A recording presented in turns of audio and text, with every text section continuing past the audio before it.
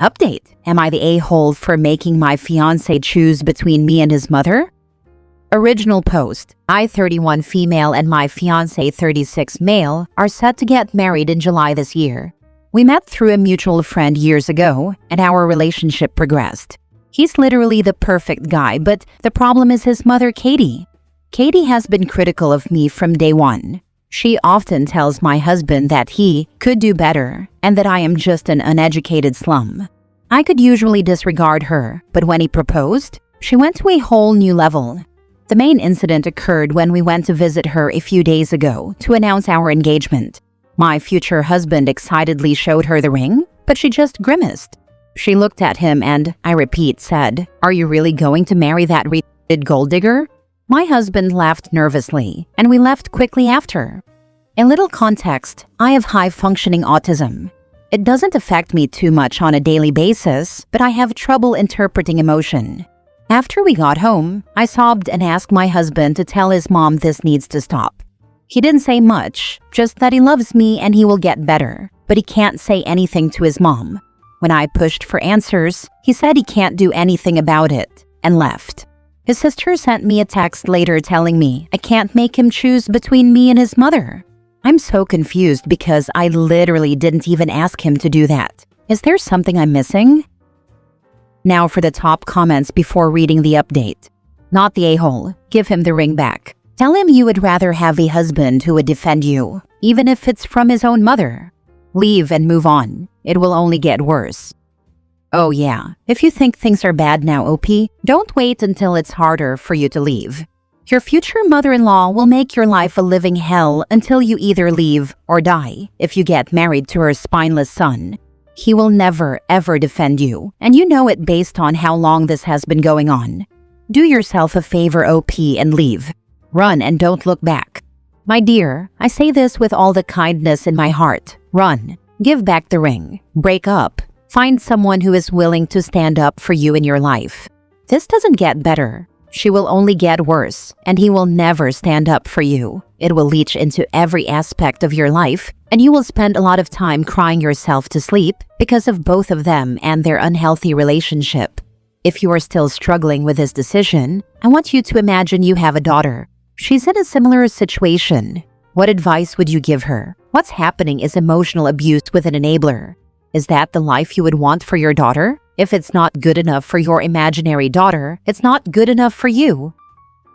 Now for the first update. My fiancé came home the next morning, 2 days ago, and started acting like everything was normal.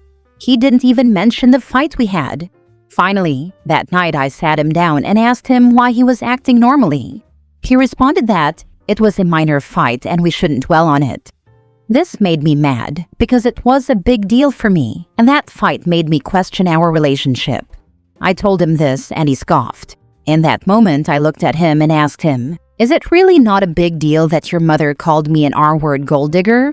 He just scoffed again and said something about her getting older and not knowing what that meant. I was done at that point. His mother is 63 years old and acts the same way she did when I met her years ago. I packed a bag, called my friend to pick me up, and left. I've been staying at her place since then. Not sure where my life is headed now. Not the a-hole. Run. He just posted on the sub to justify himself and trash you. Now I'm not the greatest husband in the world, but you don't talk about the woman you claim to love this way to people. Disrespectful. This will not get better after you get married. If anything, it will get worse. Not only will he continue to disrespect you regardless of it having to do with his mother, but he will also continue to side with her and against you. Even if she had dementia, and it doesn't sound like she does, you don't get a free pass to be terrible to people. The least he could have done is be kind and loving in private afterward. He didn't. Oh my God, I literally can't believe this. This makes me want to puke and cry at the same time. Now let's have the fiancé's post. Hey Reddit, yesterday my friend sent me a post on his subreddit that was made by my fiancé. She totally makes me look like a villain, so I just have to say my side. We've been dating for a while now and it's been great aside from the past few days. My mother, 63 female, is a single mother who raised me and my sister alone. She has always been the most supportive mother ever, and I love her to the end of the world. She is getting on in her years now and is not the same person she was. She has always been a little overprotective of me, and so she has never fully accepted my fiancé. I didn't think it was that big of a deal since she doesn't say anything directly to my fiancé. Then last weekend, when we were announcing our engagement at her house, my mom wasn't too thrilled, and I admit made a rude remark regarding my fiancé's autism. We left quickly after, and I comforted my fiancé for over an hour. I ordered her takeout, made a bath for her, and put on a movie. I explained to her that my mom is getting older and doesn't have full control of what she says. My fiancé kept pushing, and I eventually snapped and told her I can't do anything about it. I'm not sure my fiancé understands because she doesn't have a close bond with her mom. I stayed at my mom's house and went back in the morning.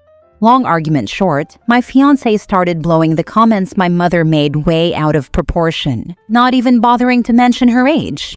Like I said, my mom is old now, she doesn't understand this fully. She left and I haven't seen her since. Her friend contacted me and said I'm the a-hole for choosing my mom over her. I'm not choosing my mom over her though, and we are still getting married. So am I the a-hole? Age is not an excuse to be a crappy person. After 63 years, your mother doesn't have the self-control to keep rude comments to herself? You absolutely could have done something. You chose not to defend your fiancé because you're too busy hanging on mom's teeth. You're the a-hole and your fiancé dodged a freaking nuke. My husband is going to be 62 in July. I didn't realize he is old and should no longer be accountable for what he says.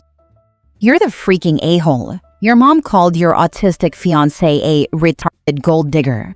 How is that not a big deal? There is no good freaking excuse for your mom to call her that, and I'm not buying the whole age excuse because my mom is 5 years younger than yours, and she's very much alert and aware of what is and isn't okay to say to other people. Unless your mom has early onset dementia, she knows exactly what she was doing. You're a freaking mommy's boy who can't stand up for your fiancé's dignity. That's freaking pathetic. Shame on you. I'm 63 and it's not old. You are being played by your mother. You're the a-hole. I'm 68 years old. If I spoke to my son's wife this way, he would never speak to me again or let me be with my grandkids. Because I did not raise a weak, spineless mommy's boy who doesn't have the nerve to set mommy straight. She's not old. She's crazy mean. And if he put her in her place, it would stop. Now for the second update to the original post. As some of you may have seen, my fiancé posted an AITA post earlier today. I haven't seen him since our last fight. He was pretty much getting destroyed in the comments, so that made me feel a little better. So anyway, after he posted this, he called me in like an idiot I picked up. And let me tell you, this man did not sound stable. First he was crying, begging for me back, and then he was screaming at me to get the F back here. It was heartbreaking to hear the man I thought I was going to marry sound so psycho. I recorded the call just in case I needed evidence, and then I hung up and blocked him everywhere. About an hour later, he showed up at my friend's house acting crazy and saying some things I can't repeat here. I called the police and after they took him away, I left to stay at a hotel. My friend has been really supportive, but I can't put her in danger. I hope this is the final update, but if anything else happens, is there a different sub I can post in? I feel like I'm deviating from Am I the A-hole sub. Sorry if this isn't edited properly, I just can't with life today. Again, thanks for all the support. It truly means more to me than I can ever say. Just read your ex-fiancé's post. What a spineless mama's boy. Good for you for finally seeing you deserve so much better than settling for him and his mommy. I just read it too. I loved his comment when someone asked him to post a link to OP's post. I don't know why you'd want to read it, but you can see how she's gaslighting and changing the story. Things didn't end quite like he expected. And him acting like his mom is 93 and not 63 is frustrating. His mother's issue is not that she's old and doesn't understand what she's saying. The issue is she knows exactly what she's saying, and he's too dumb or delusional to realize it. His post made him seem like he did everything right, and just couldn't comprehend how he or his mother could ever be wrong. People like that are the ones you want to shake and say, get a grip on yourself. Are you really this dense? I'm glad he showed his true colors before you got married. I dealt with my fair share of crazy before I found my person and married him at 36. He's still got some crazy, but it's the harmless crazy, like he gets super into video games from time to time. You can do so much better, sending good vibes and virtual hugs to you. Now for the last update 6 months later. Hey Reddit. So yeah, I wasn't going to update again, but even now, months after my last post, so many amazing people are asking for an update. I'm not even sure if people will see this, but here we are. After we broke up and my ex found out I was dating again, he sent tons of passive-aggressive gifts to me. He posted about one here, saying it was my favorite book. No. Loving your spouse when you feel like walking away was not on my to-read list, actually. Anyways, here's what happened. About a month ago, I found out my ex has a new girlfriend. I was honestly relieved. I kind of thought maybe he'd finally leave me alone. Yeah, no. About a month ago, I started getting DMs from this one girl. Stuff like, "You're pathetic. No wonder he's happier now." And, "He told me what you did to him." Obviously, I blocked her. But for every account I blocked, there were 2 more ready to come at me. I eventually had to make my social media private. About 2 weeks later, I was out on a date when my ex and this new girlfriend just so happened to show up at the same place. He made a scene, loudly accusing me of stalking him. I was literally eating dinner in a public restaurant. His girlfriend filmed it and posted it on TikTok with some caption about that crazy ex. Me. Yes, me. I'm the crazy ex, guys. It blew up more than I ever expected. Not like millions of views, but enough that people I knew started sending me the video asking if it was me. Random strangers commented about how I'm a homewrecker without even knowing the situation. I'm just so exhausted by everything. I want to move far away and get out, but my job just doesn't allow for that. I'm really just so done with him. I'm in the process of getting a restraining order now. I know this isn't the update y'all probably wanted, sorry. I know it doesn't feel like it, but ignoring them is the best revenge. I almost feel like this girl is not really his girlfriend, but just some chick he knows who is willing to help him try to bait you. Get the restraining order and never speak to them. It will bother them the most, and eventually, they will stop simply because they aren't being fed any drama. OP dodged a missile, not a bullet. This guy would have made her life a living hell, and the crazy mother-in-law would have been an unending nightmare. Stay strong, OP. This will pass, and the lunatic ex will clearly reveal his true colors. Well, now you can take the TikTok footage and all the texts and file a restraining order. I guess so, but the footage is mostly just me sobbing while I'm desperately trying to leave. Please take your car to a mechanic and have them look for tracking devices. If you find one, you can take it to the police station and they can find out who put it there. It's time to look into stalking charges. I didn't even think about how he knew my location. Thanks a lot. I'll go see one ASAP. Last story. Am I the a-hole for not changing my daughter's wedding venue, even though my sister's husband proposed to his 22-year-old mistress there last month? Original post. I-51 female. Put down a $20,000 non-refundable deposit on this gorgeous beachfront estate for my daughter. Let's call her Amy, 26 female, for her wedding next September. We booked it 18 months out. For context, and without revealing too much, it's the venue in our area. And it has been Amy's dream wedding spot in all of her Pinterest boards.